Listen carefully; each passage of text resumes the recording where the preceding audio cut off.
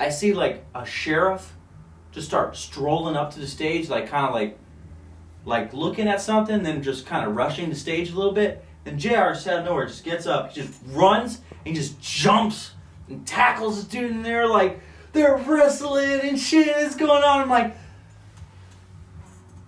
do I keep playing or do I watch this? Like, I don't know what to do now because I was like, damn it, I'm really important in this song, so I can't fuck this up. Well, this interview marks the beginning of being back in St. Petersburg, Florida. What's your name and what do you do? My name is Matt Mayu. I play keyboards and I also underscore a lot of arrangements and stuff for Anthill Cinema. And first, though, I just want to talk about how I love this city. I was born here, I was raised here, I live here. And yes, it is kind of an abusive relationship. I was talking with some of my friends about it. Like, why are we still in St. Petersburg, Florida? Why are we still here with all the weird politics stuff that's been going on? And it's just because we love it. Like, we grew up here. This is our city.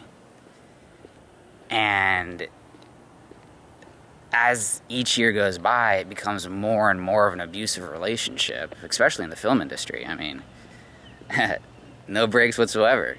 So Anthill Cinema is the brainchild of some really bored musicians in St. Pete who have way too much talent and not enough of an outlet to put it in, which is really what happened. I feel like he's the funny bone. He is the dork. He is the dweeb of Anthill Cinema. And I love him, they love him for it.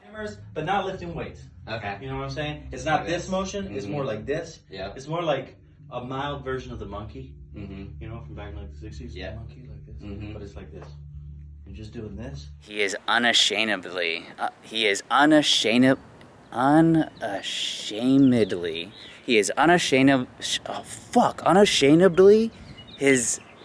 himself. Fuck that word. Editing this footage that I have, it, in my point of view, it seemed like tensions were kind of high on the bus because JR wasn't giving you guys what you needed, kind of like giving you a set list. Yeah, we did bump heads a little bit for the first time in a while. JR was just trusted this guide. Spiritually, he's like, it's gonna be what it's gonna be, and it's gonna be great. And some people were just like, that does not work for me. Does JR's inability to finish a song, does that matter to you? I don't think what he's doing is anything less than just expressing himself the way that he feels is the right way to do it.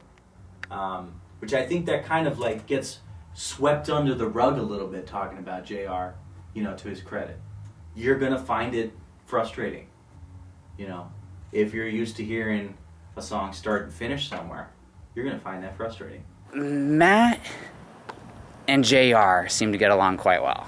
I don't think he ever had any issues whatsoever with JR's inability to finish his own songs. If anything, possibly admires his artistic genius for doing that. I don't think you've opened your mind there yet. And when you do, you'll understand where he's coming from. Which is why, like, I believe in JR like that as a musician. Like, I know that every time he does something like that, he does something different that's more interesting. He's like evolving as it happens. All the legal problems, a little concerning. Yeah. Which then starts to beg the question, is JR not finishing songs on purpose? It felt like it was within arm's reach and then just floated away. So the first time I met JR, shit did not feel like that. Shit was definitely a little more on the side of caution. And I guess you're gonna have to see, and I'm gonna have to see, once this doc is finished. We were on stage and we launched into one of our original songs where I'm leading the band. It's an instrumental song, but as a keyboard player, I played a synthesizer. It doesn't matter. I was leading the band. And then it was like suddenly it became the soundtrack to this ridiculous shit going on off the stage. And it was like chase music for a minute, because we're just like there, we're vibing, we say what's up, we start the next song, and then I see like a sheriff just start strolling up to the stage, like kind of like looking at something, then just kind of rushing the stage a little bit. Then JR just out of nowhere just gets up, he just runs, and he just jumps and tackles the dude in there, like they're wrestling and shit is going on. I'm like, do I keep playing or do I watch this? Like, I don't know what to do now, because I was like, damn it, I'm really important in this song, so I can't fuck this up. It's like the second song of our set, fuck this all up, and nobody's gonna believe in you for the rest of your set. That's kind of how it goes. You gotta deliver some bangers for the first few songs, tight, like pucker tight, you know. And then there's this shit going on. And I'm like, I'm fucking something up. I know I am. And I'm just like, all right, I just gotta focus on the band. Just look at the band, don't look. And I'm like side eyeing what the fuck is going on. There's a lady she moved herself out of the way. She's just screaming. I was just like, what is fucking happening right now? And I contemplated the end. We made it through this song. And I almost asked Justino in the middle of our set, I'm like, should we fucking stop the show right now? Like, I've never, ever had to do that or ask anybody to do that. But it was one of those moments where I'm like, dude, this just got really weird now. Like, what do we do now? Like, we just keep going like this didn't happen? Like, we don't know him? Like, at this point, I kind of feel like JR is our friend, you know what I mean?